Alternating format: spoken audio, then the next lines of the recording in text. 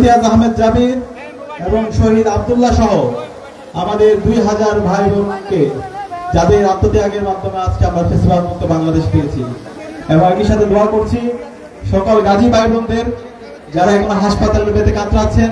যারা তাদের চোখ হারিয়েছেন, পা হারিয়েছেন, আল্লাহ পাক সুবহানাহু ওয়া তাআলা সকল গাজী ভাই বোনদের দ্রুত সময়ের মধ্যে সুস্থতা নিয়ামত দান করুক, আল্লাহুম্মা আমিন।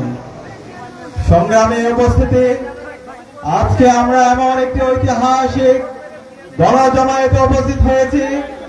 যেই গণজমায়েতে কোন চাঁদাবাজ নাই, যেই গণজমায়েতে কোন টেন্ডারবাজ নাই,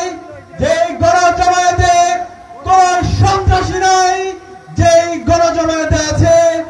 জুলাইয়ের শহীদদের আকাঙ্ক্ষাকে ধারণ করে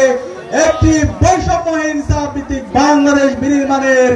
যে আকাঙ্ক্ষা লালন করে